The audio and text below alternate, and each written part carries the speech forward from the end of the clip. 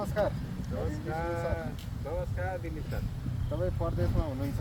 हजुर अब चुनाव नजिकै छ, अब 3-4 दिन बाँकी छ। हजुर। आफ्नो घर फ्यामिलीलाई चाहिँ कुन चाहिँ पार्टीलाई भोट दिनुहोस् भनेर चाहिँ सल्लाह सुझाव दिनुभएको छ हजुर? अब मेरो घर भनेको थाग्रे गाउँपालिका 7 किला पालिका अहिले 7 हो होइन। अब मैले एमालेमा पनि धेरैचोटि भोट हालेँ।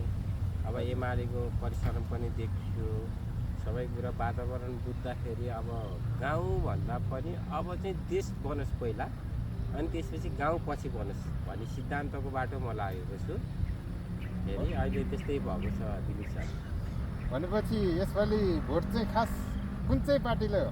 अब भोट चाहिँ यस्तो छ, मैले चाहिँ सानो पहिल्यैदेखि गरेको भोटलाई नछोडु भन्छु। मेरो घर फ्यामिलीले चाहिँ के भन्छ भने, मेरो छोरीले पनि हिजो अस्ति कल गरेको थियो। छोरीले चाहिँ के भन्छ नि, बाबा अब भोट त घन्टीमा भनेर मेरो छोरीले भन्छ। अनि त्यसपछि म पनि कन्फ्युज भएँ, ओहो छोरीहरूको भविष्य, छोरीहरूले भनेको कुरा त मान्न पनि पर्छ। अब पहिलाकै पुरानोको पछि लागेर त खोइ केही होला जस्तो त मलाई पनि लाग्दैन। 72 जना चाहिँ त्यही एमालेकै गुन्डाहरूले चाहिँ एमालेकै मान्छेले मारे, भोलि एमालेमा लागेर भोलि बुतो एमालेले मलाई पनि मार्न सक्छ। त्यस कारणले गर्दा म एमाले पक्ष चाहिँ छैन अहिले चाहिँ। अब म खाडी मुलुक छु, दुःख सुख गरिरहेको छु, आफ्नो परिवार पालिरहेको छु होइन। काहीँ केही एमालेले गर्ला जस्तो पनि मलाई अब चाहिँ लाग्दैन। अब 35 वर्ष नगरेको एमालेले अब चाहिँ गर्दैन दिलीप सर। अब मेरो भनाइ त्यही हो। भनेपछि अब पुरानोले त गरेन, अब नयाँले केही गर्छ भन्ने केही आशा छ त तपाईँलाई? यस्तो हो, पुरानोले अब 35 वर्ष नगरेपछि अब चाहिँ केही आशा बना चाहिँ पलाएको छ मलाई।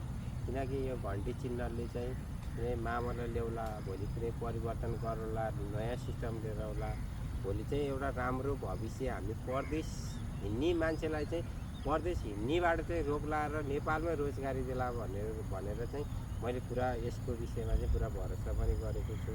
तर उनीहरूको सत्यता बाटो हिँडेका छन्, सत्यताको विश्वास मैले गरेको पनि छु।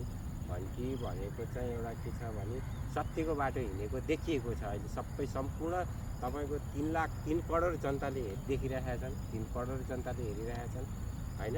त्यस कारणले गर्दाखेरि पनि म चाहिँ अहिले चाहिँ घन्टीमा विश्वास गर्नेमा चाहिँ राजी भएको छु दिलीप सर।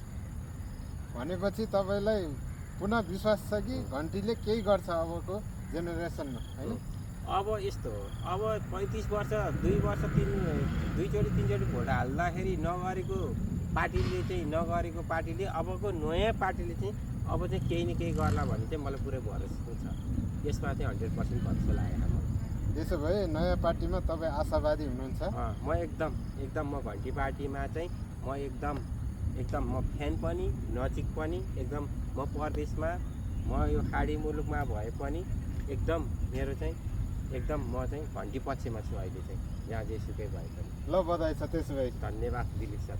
नयाँ पार्टीले जितोस्, यसपालिको नयाँ सरकार बनोस् र जय घन्टी है त। जय घन्टी। हस् त।